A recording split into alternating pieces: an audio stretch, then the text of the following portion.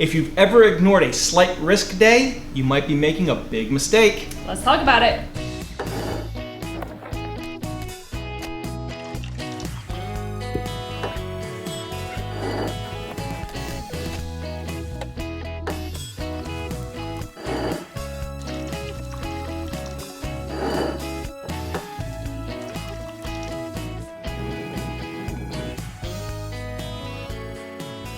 What's up guys, it's Caleb. And Jim. Welcome back to another Meteorology Monday.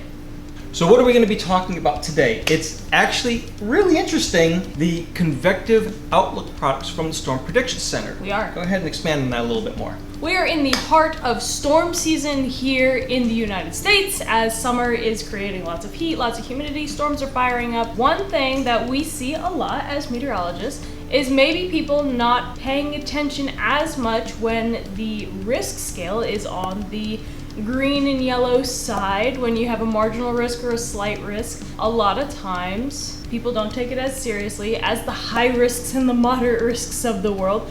But we're going to talk about today why you might want to take these slight and marginal risks seriously, because a lot can still happen on these green and yellow days. That's right. And we'll get into that in just a minute. But before we get started, if you find that you're enjoying this video along the way, be sure to leave a like and subscribe down below so you never miss the next Meteorology Monday.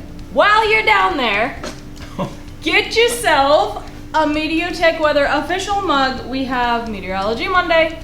We have the limited time only Live Laugh Lightning mug. Of course, the regular logo. And because we are inclusive here and Dad's left-handed, we have right and left-handed versions of both of these mugs. That's right. As you can see, the handles are on opposite sides, so we do not exclude lefties from this. Are we ready to get into our topic yet? I think we can talk about severe weather stuff now. Let's do it. So the Storm Prediction Center has a lot of different products out there.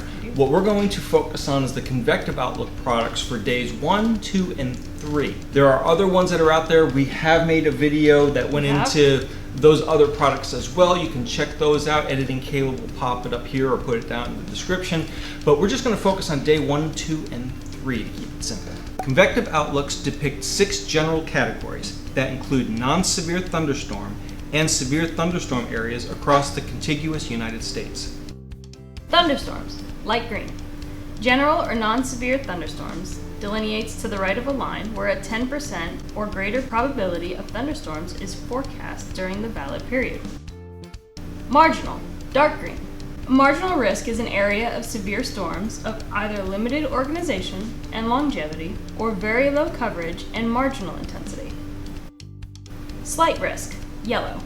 An area of organized severe storms which is not widespread in coverage with varying levels of intensity. Enhanced risk, orange. An area of greater relative to slight risk, severe storm coverage with varying levels of intensity. Moderate risk, red. An area where widespread severe weather with severe tornadoes and or numerous severe thunderstorms is likely, some of which should be intense. This risk is usually reserved for days with several supercells producing intense tornadoes and or very large hail, or an intense squall line with widespread damaging winds. High risk, magenta. An area where a severe weather outbreak is expected from either numerous intense and long-track tornadoes or a long-lived derecho-producing thunderstorm complex that produces hurricane-force wind gusts and widespread damage. This risk is reserved for when high confidence exists in widespread coverage of severe weather with embedded instances of extreme severe, for example violent tornadoes or very damaging convective wind events. So there's the categories, all 6 of them, ranging from just general garden variety thunderstorms all the way up to a highest risk with significant tornadoes, significant wind impacts. So let's talk about how they calculate these risks to be able to color code those areas.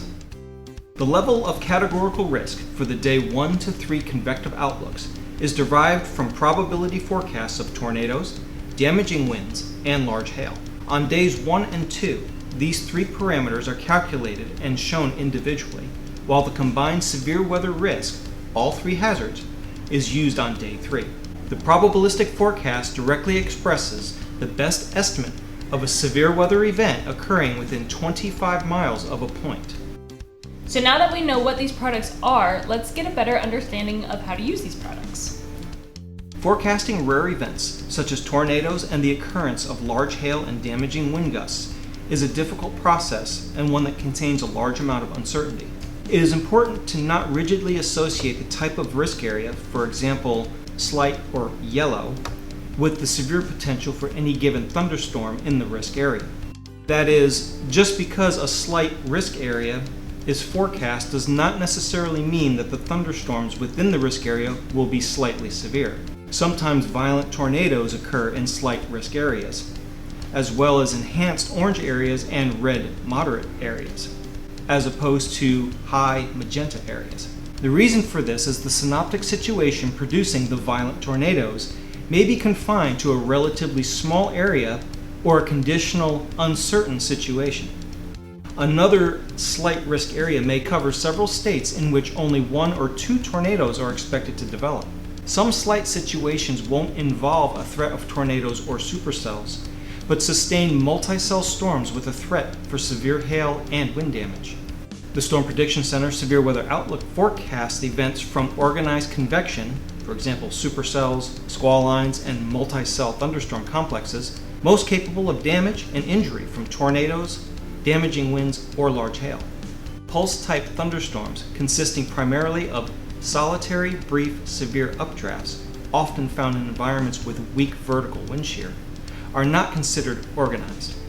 Convection of this type may not be included in the risk area, unless forecaster confidence is high enough to draw a marginal or dark green risk area. Since most any thunderstorm can produce a brief severe weather event, it doesn't necessarily mean there is a conflict when a severe thunderstorm warning is issued by a local National Weather Service office outside of a Storm Prediction Center severe weather risk area. In short, no two situations are alike, even within the same risk category. This is why a probabilistic forecast and text discussion accompanies the categorical outlook. The probabilities used in the Storm Prediction Center Convective Outlooks are known as subjective probabilities. The forecaster makes their best estimate of the probability of an event occurring. The probabilities that you see on the graphics represent the probability of one or more events occurring within 25 miles of a point during the outlook period. This definition is used as a probability of severe weather at a given point is quite small. How many times have you experienced a tornado in your neighborhood? For most people, the answer is never. Now think of how many times severe weather has occurred within 25 miles of your location. It's probably safe to say that you can think of some close-by severe weather events. You should be able to imagine that the probability of having severe weather occur within such an area is much larger than the probability of having it occur specifically within any one neighborhood. So how should we interpret probabilistic values? Well, the smallest values, like slight risks, marginal, and just general thunderstorms, represents the area where there's the most uncertainty and where the smallest amount of storm reports are expected. On the flip side, the higher the risk, like enhanced, moderate, and high risks, the more certain they are of a severe weather event occurring, and the greater the expected coverage of these severe events. And Editing Kayla is going to pop up some things right here on the screen of some of the takeaways from this topic.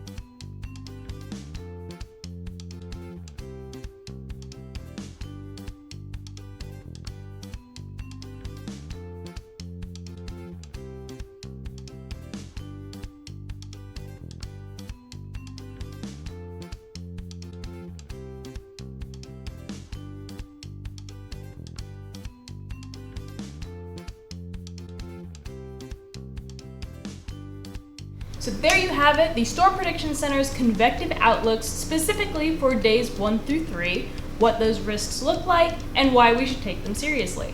Again, if you like what you saw, be sure to leave a like, subscribe down below so you never miss the next Meteorology Monday. Stay safe this storm season, and follow us over on Instagram and Facebook popping up here. If you're interested in repping the merch, the link will be the first one in the description box. And until next time, I'm Kayla. And I'm Jim. Thanks for watching. And we'll see you at the next Meteorology Monday.